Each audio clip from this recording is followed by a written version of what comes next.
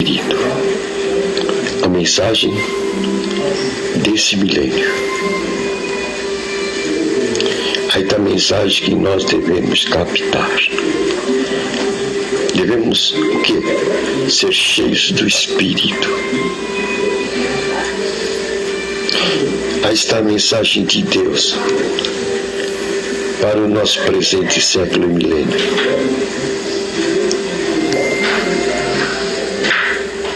Aí está a presença que deve dominar cada cristão. Ser cheio do Espírito. Isso aí é a presença de Deus em nossa vida. Aí está a mensagem para o presente século. Devemos ser cheios do Espírito. Devemos ser cheios da presença de Deus. Essa é a mensagem para este século. Isto não é religião. Devemos ser cheios da presença de Deus.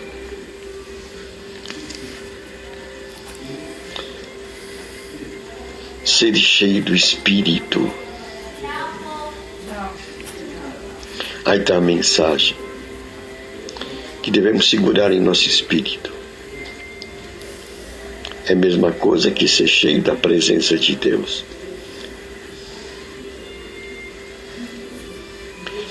Isso vai levar-nos a resultado de nossa vida. Quando estamos cheios da presença de Deus, o mal não nos toca. Ele não tem como tocar. Ele não pode chegar e te alcançar. Pois você está cheio da presença de Deus. Aquela presença é um fogo devorador. A presença de Deus, o Espírito de Deus, é um fogo devorador. Jesus disse: o meu jugo é leve. Jesus disse: o meu jugo é leve. O que ele quer dizer? Quando você está cheio do jugo de Cristo, que é o Espírito Santo, a presença de Deus, o mal não lhe toca.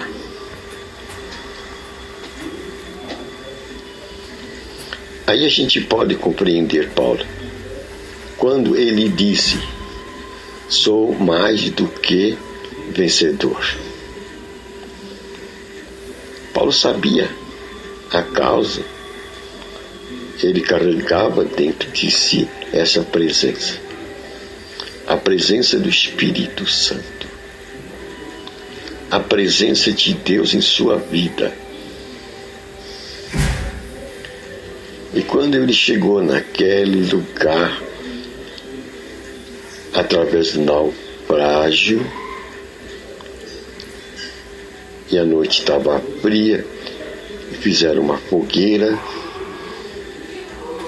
e ele foi pegar gravetos para jogar no fogo. De repente picou e grudou nele. O povo da ilha falou: agora ele morre. Esse homem era realmente pecador. Encontrou a morte dele aqui.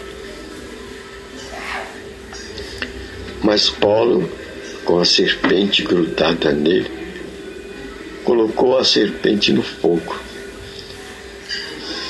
Assou a serpente. E o povo ficou esperando acontecimentos em Paulo, porque a expectativa é que Paulo ia morrer. Admiraram-se quando Paulo ficou firme. Não acontecia nada com Paulo. Paulo estava firme. A sua cobra lá. Então disseram: esse homem já devia ter morrido. Esse homem é um Deus. Então mudaram posicionamento com respeito a Paulo. A princípio condenaram, pois viram, esse homem está aqui porque é condenado. A cobra picou, ele vai morrer. É porque realmente ele merecia. Mas de repente, notam que Paulo continua firme, apesar de ter sido picado por uma serpente venenosa, mortal. Então, mudaram a opinião. Esse homem é divino. Por que Paulo não se exasperou? Por que Paulo não entrou em pânico? Ele sabia quem ele carregava dentro dele, que o fazia mais do que vencedor. Paulo carregava o Espírito Santo. Paulo carregava a presença de Deus com ele. Então ele podia dizer: tudo posso naquele que me fortalece. Aí está a evidência da fé de Paulo, que assombrou aquela população daquele lugarejo, que viram o que aconteceu com Paulo e viram a sua firmeza. Agora, o que alimentava a firmeza de Paulo era a presença do Espírito Santo, a presença de Deus com ele. Esse é o tema básico de nossa geração. Não é religião, não é igrejismo, não é denominacionalismo, não é tradicionalismo. A nossa grande necessidade é ter dentro de nós o que Paulo levava dentro dele: o Espírito Santo, a presença de Deus. Isso não é religião, isso não é tradicionalismo, isso não é igrejismo. Isso é um fato. E um fato que traz consequências favoráveis. Porque Deus disse: eu estarei sempre convosco. Não importa a posição, a condição, onde você estiver. Se você estiver com a palavra dele, ele disse: eu e minha palavra são um. Você estará com ele. E quando você está com ele, o mal não lhe toca, pois o Espírito de Deus é um fogo consumador e consumidor. Destrói o mal. Que bonito, não é? Tudo posso naquele que me fortalece. Um homem que sabia o que tinha dentro dele estava certo de sua vitória. E essa mensagem ele deixou registrada para que as gerações posteriores também soubessem e tivessem o mesmo posicionamento que ele.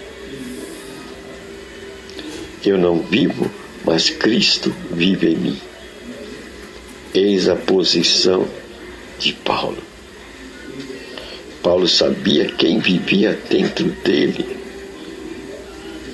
E hoje Cristo vive dentro de nós através do Espírito Santo. Porque sabemos que Jesus está como sacerdote intercedendo por nós. Ele não pode mais vir nessa terra. E ele deixou o outro Consolador, que ocuparia na terra o seu lugar. Ele falou para os discípulos: vocês não ficarão órfãos. Rogarei ao Pai, Ele vai vos enviar o outro Consolador. Aí está o outro Consolador. Ele tem o mesmo papel que Cristo. Cristo protegia os seus adversários. Cristo os defendia. Cristo os tirava do apuro. Com Cristo eles não passavam vergonha. Lembra do endemoniado? Eles não conseguiram expulsar o demônio. Mas Mas Cristo chegou e resolveu o problema. Aí Cristo teve que dizer para eles: essa espécie precisa de mais cuidado. Tem que ter jejum e oração. Tem que ter um aprofundamento. Cristo estava ensinando como ser vencedor.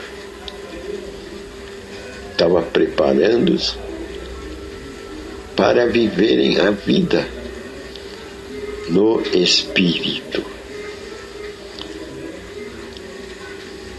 Aí está. Quem tem Cristo não passa vergonha. Quem tem Cristo não passa fome. A Escritura diz: eu fui jovem,